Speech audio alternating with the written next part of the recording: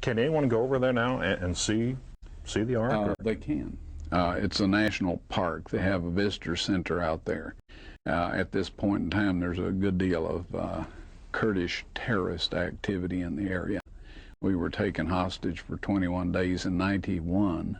Wow. And so they seem to target Americans predominantly. So what you do is you get you a passport from another country, dress appropriately, and go in, and you'd probably be all right.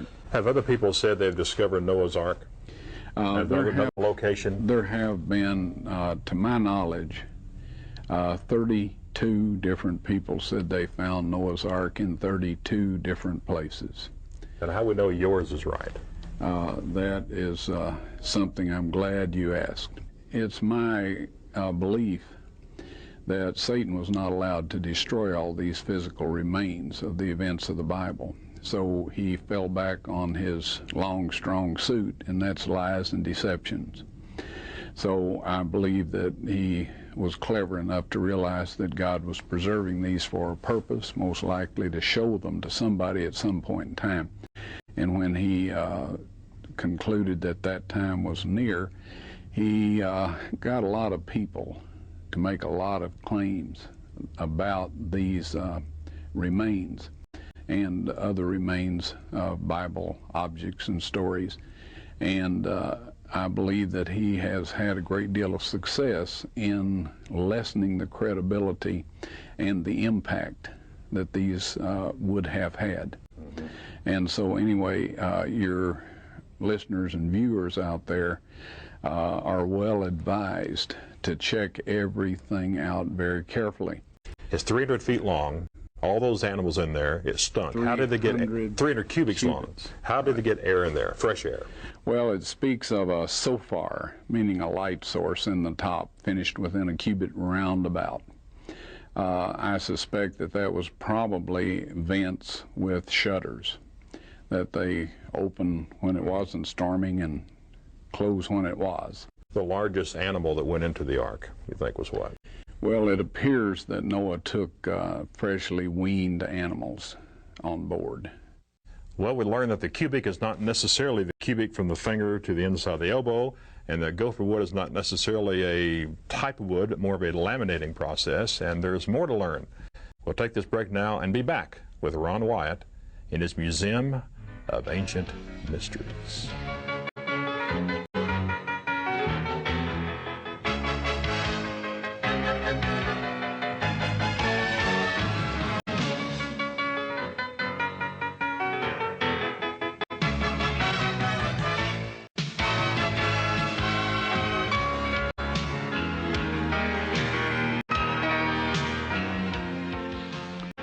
Of all the displays in our museum, this is my favorite. This is the Ark of the Covenant display.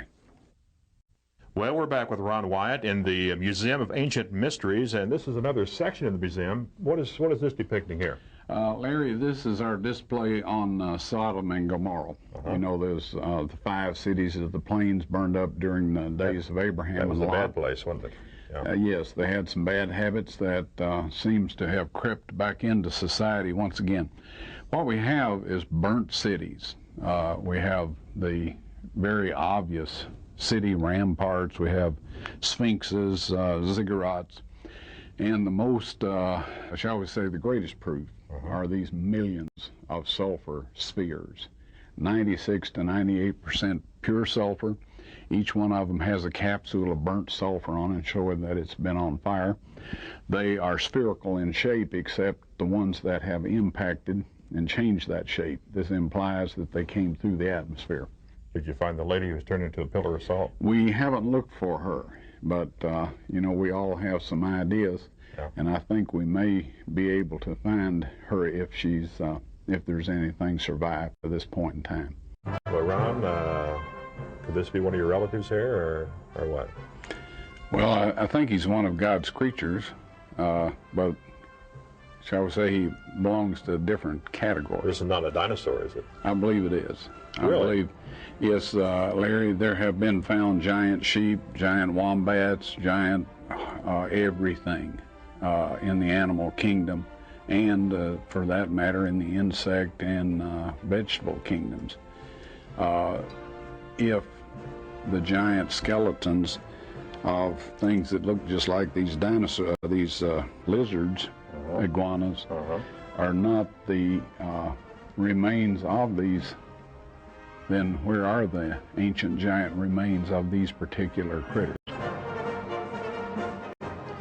What you're looking at here is two varieties of pyramid building machines. The one nearest the wall is a single lift device. These can be tailor-made to lift anything up to 500 tons, lift at 60 feet in the air. We built a working model, lifted our van with it. Anyway, and this one is the multi-lift.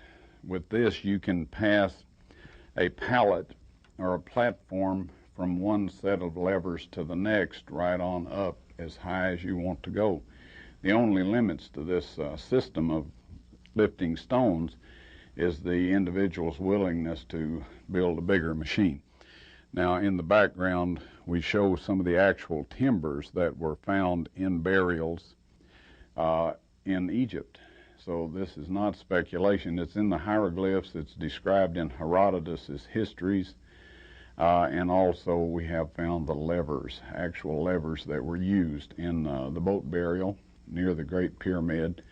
And we find representative timbers in the royal burials. And they, of course, didn't have anything in their burial furnishings that they were not familiar with in life. And, of course, the idea of having them in their burial was that they could put them to use afterwards. Anyway, this is something that people have been curious about for thousands of years. And here in our museum, we have displays of how they were built, how the giant stones were lifted. Of all the displays in our museum, this is my favorite. This is the Ark of the Covenant display.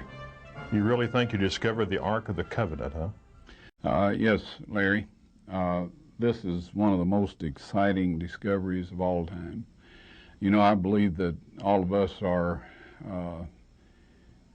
playing a role in something that's only happening once in eternity. And I believe that God settled the issue of sin, right and wrong, for eternity. And I believe that the main event of all of that took place just north of the city wall in Jerusalem. The sacrifices that were offered in the blood sacrificial system, the animals were killed north of the altar.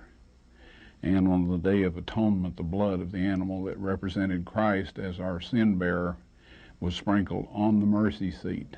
And this is something that I had never heard mentioned before I found the Ark of the Covenant and found the dried blood in the chamber and on the mercy seat. Now, you're depicting the Ark as being underneath the... That is correct, Larry. The crucifixion. Right.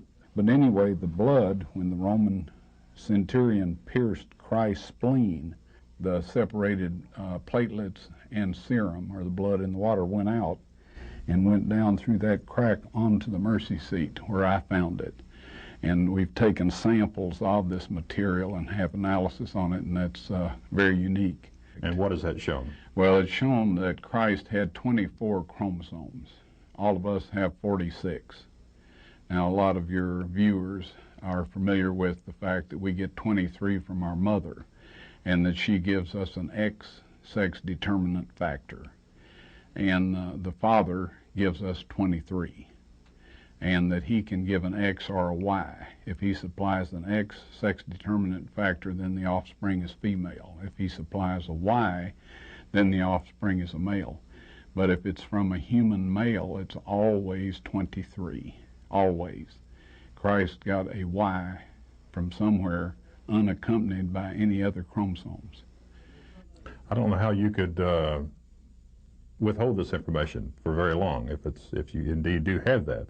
Well, I invite people to take a look at what we've already shown. And I think it becomes quite obvious that one individual, not only couldn't find all of this stuff without divine assistance, and that certainly unless his name was Spielberg, he couldn't fake all of it. But anyway, look at this stuff and study it.